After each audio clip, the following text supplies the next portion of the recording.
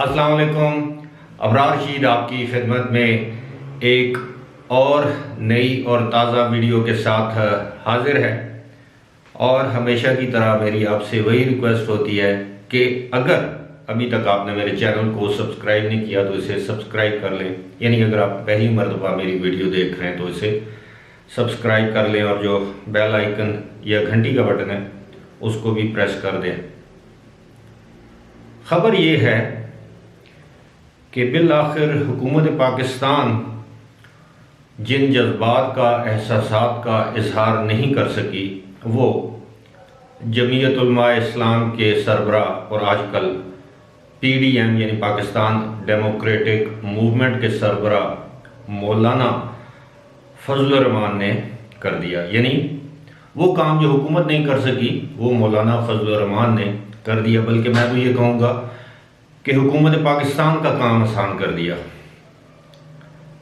डेरा इस्माइल खान में आज एक प्रेस कॉन्फ्रेंस से खिताब करते हुए उनसे सवाल किसी और पैराए से किया गया कि पाकिस्तान में आजकल इसराइल को तस्लीम करने की बातें हो रही हैं। यहाँ तक कि उनकी पार्टी के एक बुज़ुर्ग और सीनियर रहनुमा मौलाना शिरानी ने भी इसराइल को तस्लीम करने के हक़ में बयान दिया और मौलाना फजलुर रहमान को एक सेलेक्टेड पार्टी का सेलेक्टेड रहनुमा करार दिया या सरबरा करार दिया।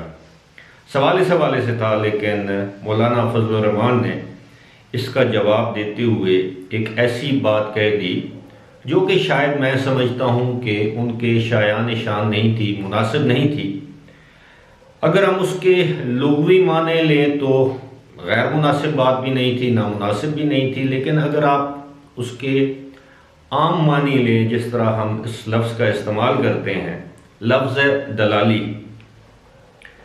बहरहाल मैं पहले तो आपको ये बता देता हूँ कि मौलाना ने इस सवाल का जवाब कैसे दिया। उन्होंने कहा कि आजकल बदकिस्मती ये है कि अमारात यानी मुत्तहिदा अरब अमारात का जो मुल्क है, या जो ज़ाहिर है मुत्तहिदा अमारात तो एक मुल्क ही है, मुल्क का नाम है जिसमें 7 रियासतें हैं। उन्होंने ये कहा कि अमारात, ये मैं कोट अनकोट इन्वर्टेड कामा में ये बात कर रहा हूँ कि अमारात इसराइल की दलाली का काम कर रहा है। जी हाँ, उन्होंने इसी तरह कहा कि अमारात इस वक्त इसराइल की दलाली का काम कर रहा है। इससे मुराद उनकी ये थी कि अमारात मुख्तलिफ इस्लामी ममालिक ख़ास तौर पर पाकिस्तान पर दबाव बढ़ा रहा है कि वो इसराइल को तस्लीम करे और इसराइल की दलाली कर रहा है। अब दलाली को आप ये कह सकते हैं मिडल मैन, वो कह सकते थे, ब्रोकर कह सकते थे, क्योंकि जो शख्स, आपने एक मुहावरा तो सुना होगा कि कोयलों की दलाली में मुंह काला, यानी वो लोग जो कोयलों के कारोबार करते हैं उसमें उनका मुंह तो काला होता है। ये तो एक मुहावरा है। लेकिन अब दलाली के लफ्ज़ को हम लोग तो मायूब समझते हैं। आप ये भी कह सकते हैं कि वो ब्रोकर कर रहा है, डील ब्रोकर करना, घर अपने ख़रीदना और फ़रोख्त करना, उसके दरमियान जो डीलर होता है उसको हम ब्रोकर कहते हैं। अगर उस डीलर को भी अगर आप दलाल कहें तो वो इसको बुरा मानेगा। और ज़ाहिर है आप सबको मालूम है कि पाकिस्तान में दलाल किसे कहा जाता है, यानी वो शख्स जो एक घिनौने कारोबार में, एक गंदे कारोबार में मुलविस हो, ऐसे शख्स को दलाल कहते हैं, जो कि हमारे मुल्क में भी और दुनिया के हर मुल्क में पाए जाते हैं। और अगर मैं इस लफ्ज़ दलाली का अंग्रेज़ी का तर्जुमा करूं जो वाकई मानवी एतबार से भी फिट आता है, तो उसको अंग्रेज़ी में पिम्प कहते हैं, PIMP। खैर, जो लोग अंग्रेज़ी समझते हैं वो मेरी इस बात को भी समझ गए होंगे। बहरहाल मौलाना फजलुर रहमान ने इस वक्त जिस कॉन्टेक्स्ट में, जिस पैराए में ये लफ्ज़ इस्तेमाल किया, उससे यही ज़ाहिर होता है कि उन्होंने UAE को इसराइल का पिम्प करार दिया, ब्रोकर करार दिया, दलाल करार दिया। अब इससे मतलब आप कोई भी ले सकते हैं। इससे मौलाना की मुराद ये थी कि जो पाकिस्तानियों पर वीज़े की पाबंदी आयद की गई है UAE की जानिब से, वो इसीलिए की गई है कि पाकिस्तान को दबाव में लाया जाए, क्योंकि पाकिस्तान के 14-15 लाख के करीब लोग जो हैं, अफराद हैं पाकिस्तानी, वो यूएई में इस वक्त बसिलसिले रोज़गार के सिलसिले में या कारोबार के सिलसिले में या किसी भी हैसियत से वहाँ पर मौजूद हैं। सारे लोग रोज़गार नहीं कमा रहे, उनके डिपेंडेंट्स भी होंगे, उनके अहल खाना भी होंगे। एक शख्स अगर या दो अशखास कमा रहे हैं तो उनके अहल खाना, बीवी, बच्चे वहाँ पर मौजूद होंगे।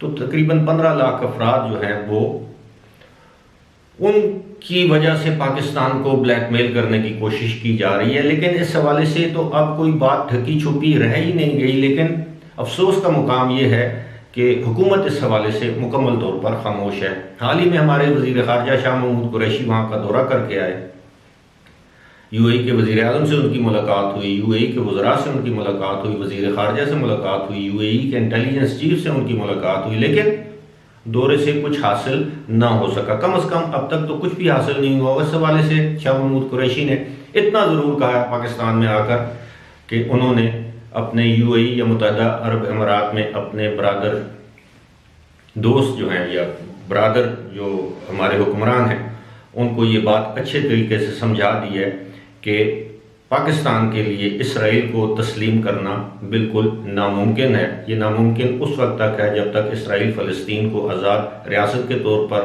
तस्लीम नहीं कर लेता और यरूशलेम को फ़लस्तीन का दारुल खिलाफा या दारुल हुकूमत नहीं बना देता। लेकिन ओपनली जिस तरह अगस्त में शाह महमूद कुरैशी ने सऊदी अरब के हवाले से कोई सख्त बयान दिए थे, उस तरह का कोई सख्त बयान शाह महमूद कुरैशी या वज़ारत ख़ारजा की जानिब से यूएई के बारे में नहीं आया।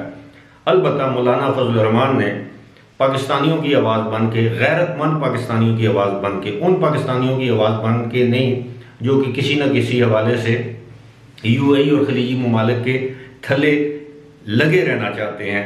और अगर मैं कोई यूएई के हवाले से कोई तनकीदी बात करूं तो वो मुझे इस तरह कोसते हैं कि जैसे खुदा न ख्वास्ता मैंने उनके वालिदैन के बारे में कोई गलत कलमात अदा कर दिए हैं। आप मेरी वीडियो और मेरे मिजाज से आप वाकिफ़ हैं कि मैं कभी कोई गैर मुस्तनद, गैर मुसद्दक़ा बात नहीं करता। तनकीद मेरा हक़ है, अगर कोई चीज़ मैं बुरी देखूंगा उसकी मैं तनकीद करूंगा, चाहे वो बुरी चीज़ पाकिस्तान में हो रही हो, यूएई में हो रही हो, सऊदी अरब में हो रही हो, अमरीका, बरतानिया या किसी दुनिया के किसी खत्ते में हो रही हो।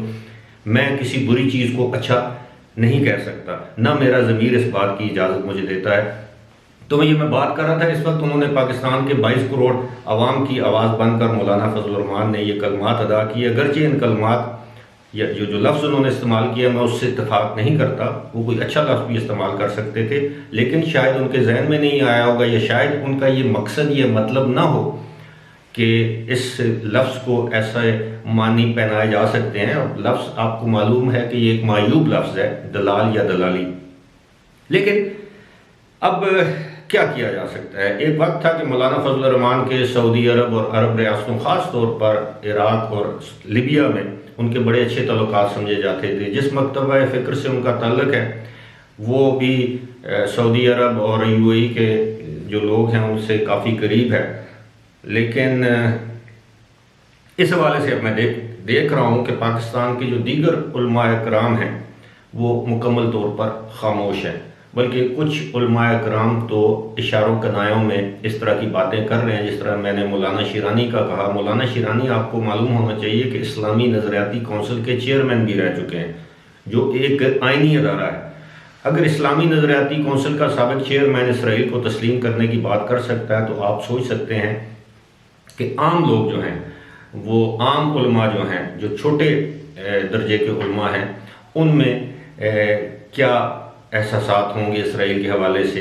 यकीनन पाकिस्तान में ऐसे लोग ज़रूर मौजूद हैं जो इसराइल को तस्लीम करने के लिए तैयार हैं, और लेकिन उनकी तादाद जो है वो अक्सरियत में नहीं है। ये बहुत छोटी तादाद, कलील तादाद है और ये अक़लियत में है। आजकल आप देख रहे होंगे बहुत से एंकर हजरात, कुछ नाम नहाद सहाफ़ी भी आजकल इसराइली टेलीविज़न को इंटरव्यू दे रहे हैं। अब ये किसकी है वहाँ पर इंटरव्यू दे रहे हैं, उन इंटरव्यूज़ में कह रहे हैं जी पाकिस्तान का तो इसराइल से बराह रास्त कोई झगड़ा, कोई तनाज़ा नहीं है, इसलिए पाकिस्तान को इसराइल को तस्लीम कर लेना चाहिए, दोनों ममालिक के अवाम को एक दूसरे से मिलना चाहिए। ये तो खैर बात की बातें हैं, लेकिन मैं आपको सूरत हाल ये बता रहा था कि मौलाना फजल रहमान का ये बयान अब जाहिर है ये यूएई की एम्बेसी तक भी पहुंचा होगा, यूएई के हुक्मरानों तक भी पहुंचेगा, यूएई की वजारत ख़ारजा तक भी पहुंचेगा। अब देखते ये हैं कि उनका मौलाना फजल रहमान के इस बयान पर क्या रद्द अमल सामने आता है। फिलहाल इसी के साथ मुझे दीजिए इजाज़त। खुदा हाफिज़।